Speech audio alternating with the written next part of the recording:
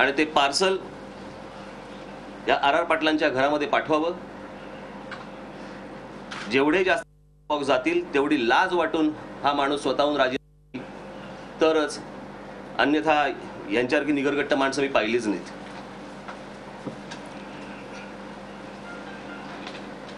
महाराष्ट्रातल्या इतर सर्व राजकीय पक्षांना देखील माझं आव्हान आहे, महाराष्ट्रातल्या जनतेला माझं आव्हान आहे.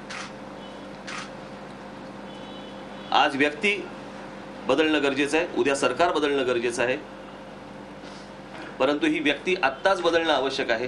त्याशिवाय हे वटणीवरती येणार नाही. जोपर्यंत जनतेचा रेटा जोपर्यंत याच्या मागे राहणार नाही, लागणार नाही, तोपर्यंत यांना काही वाटणार नाही. हे रोजचंच आहे.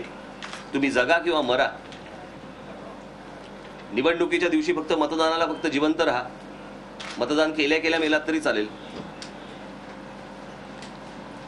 ही असल्या वृत्तीची माणसं संपूर्ण महाराष्ट्र चालवत आहेत. लाज वाटते. आज दाभोळकरांसारखी आज व्यक्ती गेली, आज हा बलात्कार, उद्या अजून काय होईल माहित नाही. आजच मी कुठेतरी वाचलं की कुठेतरी खोटा पोलीस कमिशनर ऑफिसमध्ये जाऊन रेकी करून आला, मुख्य कार्यालयामध्ये. खोटा पोलीस आतमध्ये गेला, सगळं बघून बिघून आला. पोलीस कार्यालय तिकडे सुरक्षित नाही. आम जनतेचं काय घेऊन बसलेत. महाराष्ट्रातल्या मुंबईतल्या पोलिसांवरती माझा 100% विश्वास आहे. त्यांना जर मोकळीक दिली तर हे सगळं बंद करू शकतात ते. परंतु बंद करण्यासाठी म्हणून जो प्रमुख माणूस लागतो तोच अशा प्रकारे जर समजा आर पाटलांसारखा असेल तर पोलीस तरी काय करतील.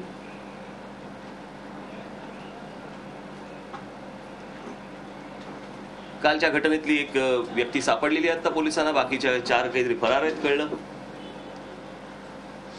परंतु मी परत एकदा महाराष्ट्रातल्या तमाम माता भगिनींना आवाहन करीन की तुम्ही एका बॉक्समध्ये बांगड्या भरा, प्रत्येकीने वैयक्तिक भरा बॉक्समध्ये, आणि आर पाटलांच्या घरावरती पाठवून द्या, पोस्टाने पाठवून द्या.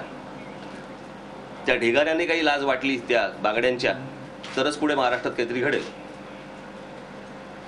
अन्यथा निवडणुकीपर्यंत वाट बघा. ठीक आहे. अजून काय? शरद पवार एकीकडे त्यांचा राजकीय लौकिक असा आहे की जाणता राजा असं त्यांचा राजकीय लौकिक ते स्वतःहून लावून घेतलं. अशा वेळेला या जाणता राजाला हे सगळ्या जनरल पब्लिकच्या मनातलं काही कळत नाही का? यांना स्वतःहून हटवायला काही आव्हान नाही. दुसरं कारण विश्वासातला माणूस आहे ना, विश्वासातला माणूस आहे.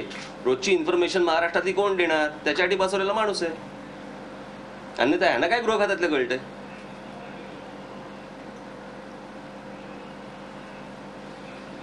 बस मी जेवढं आवाहन केलंय तेवढं महाराष्ट्रातल्या सर्व माता भगिनींनी पाळावं अशी माझी अपेक्षा आहे. दिल्लीमध्ये मुरली देवरा म्हणतात की 5च्या 5 आरोपी पकडले गेले, तर सुशील कुमार शिंदे म्हणतात नाही फक्त एकच आरोपी पकडला गेलेला आहे. असं तिकडे गोंधळ माजलेला आहे. मला असं वाटतं की मुरली देवराचा काही संबंधच नाही ना या विषयाशी. गृहमंत्री जर समजा सुशील कुमार शिंदे असतील, त्यांच्याकडे माहिती बरोबर असेल. आणि मलाही मिळालेली माहिती तीच आहे की एकच आरोपी आतापर्यंत पकडलेला आहे, 4 जण फरार आहेत. सगळ्या बाहेर बहुतेक जमत आहे, त्यांना काय आदेश असणार आहेत? ते मी आता दिला तोच आदेश ना. काचेच्या द्या फक्त बांगड्या, नाही तर सोन्याच्या दिला तेवढं घेऊन बसायचे इलेक्शन फंड म्हणून. मुख्यमंत्र्यांची प्रतिक्रिया आली की आरआरनी राजीनामा देण्याची गरज नाही. कोणी? मुख्यमंत्री म्हणते. हा, अशी आता ताजी प्रतिक्रिया आली. नाही मला माहित आहे त्यांच्या सरकारमध्ये त्यांनी काय निर्णय करायचा करावा. परंतु मी आता जे महाराष्ट्रातल्या माता भगिनींना जे आवाहन केलं ती गोष्ट करावी. एक मी आर यांच्यावर जे विधान केले, पण राज्याचे प्रमुख म्हणून मुख्यमंत्र्यांची काही जबाबदारी आहे की? आहेच ना, पण शेवटी गृहमंत्री म्हणून काही जबाबदारी आहे की नाही. इतके मुख्यमंत्री बदलले, गृहमंत्री तोच आहे. आणि ते असताना एवढ्या प्रकारचे गुन्हे जर समजा महाराष्ट्रामध्ये होत असतील, जबाबदार कोण?